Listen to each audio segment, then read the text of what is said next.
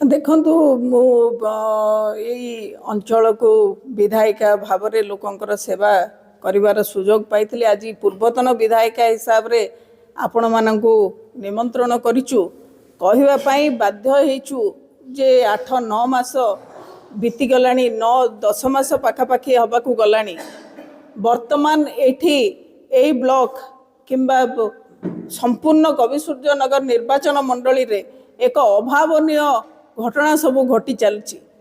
प्रथम है जे गणतंत्र हत्या करा जायछि।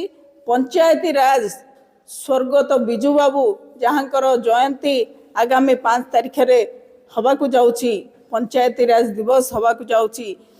सही बिजू बाबूंकर स्वप्न जोड़ा थिला जे पंचायत को सशक्त करिवा पाई आउ से पंचायत प्रतिनिधि मानकू तळ दिन रे अणदेखा करा जायछि एवं तांकर संपूर्ण क्षमता को हत्या करा जायछि।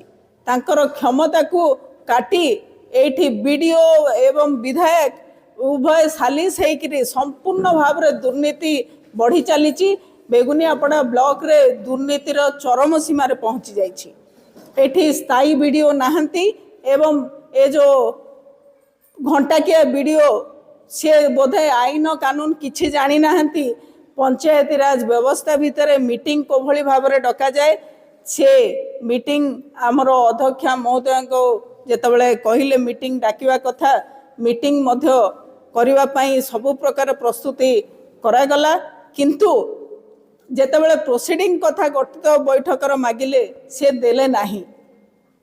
सेथिरु समस्त पीआरआई मेंबर माने निष्पत्ति नेले जे एभली भाव रे जो अंधार रे रखिकी कार्य करा जाउछि बेगुनियापड़ा ब्लॉक रे ताकू विरोध करिवे एवं विरोध करिवा पाई कोरम नथाई मध्य बीडीओ रो कोन स्वार्थ रहिला, कोन व्यक्तिगत स्वार्थ बीडीओ कर रहिला जे जने सरकारी ऑफिसर है कि आईन कानून को उल्लंघन करिके से मीटिंग को जारी रखिले।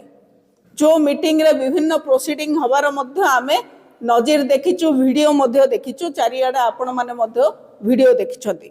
मते संदेह लागुची जे ताकू मैनिपुलेट करिवा पाई निश्चित भाव रे जो रजिस्टर टी रही से मैनिपुलेट करिवा पाई बा डा हाथ रे मध्य सिग्नेचर करिवा पाई ए वीडियो पछेइबेनी बोली मोर धारणा रहूची एवं निश्चित भाव में आपण मानकर गणमाध्यम को मु एडा कहि रखिबा पाई चाहे जे से दिन उपस्थित थिबा व्यक्ति माने जोटा कि हमरो आईन अनुसार कोरम हो नाही।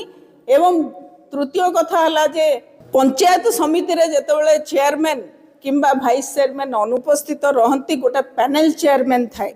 पैनल चेयरमैन जेतेबेले नुआ बॉडी तैयारी होई थाए चेयरमैन निर्वाचन पर पैनल चेयरमैन 5 जणिया गोटे पैनल चेयरमैन दिया जाई थाए। आउ सेटा मध्य मोर अवगति भितर हेइथिला काहेकि चेयरमैन इलेक्शन बोर्ड को मु संपूर्ण भाव रे सक्रिय रहिछि। से पैनल चेयरमैन आमर 5 जणिया टीम रो दिया जाइथिला। सेथि भितर बसिकी आईन अनुसार मीटिंग प्रिसाइड करवा कथा। प्रथम कथा हला जदि कोरम नाही मीटिंग को बातिल कर देवार थिला, बातिल न करी ताकू मीटिंग को करिसंती सेटा मध्य जने सरपंच को नेकिरी मीटिंग रो अध्यक्षता करबा पाई जने सरपंच को दायित्व देइछंती। ये संपूर्ण भाव रे असंवैधानिक। आमे कलेक्टर महोदय को अनुरोध करिवु जे आकु तुरंत ए मीटिंग को बातिल करा जाऊ एवं नुआ मीटिंग पुणी थरे आगे खूब शीघ्र मीटिंग डका जाऊ। बेगुनियापड़ा ब्लॉक रो उन्नति, बेगुनियापड़ा ब्लॉक अंचल रो विभिन्न कार्य को जो भली भाव रे करई दौ नाहंती एवं सबु क्षेत्र रे जेई मानको कहउछंती जे आमे जहाँ चाहिबू ताहले पंचायत प्रतिनिधि माने लोकंकर आस्था भाजन है कि जो पद पदवी अच्छी पंचायती राज एक्ट बोधे जानी नाहंती केही से भली भाव रे से माने आचरण करुछंती। मोर आपण मानक माध्यम रे मु कहि रखिबा को चाहे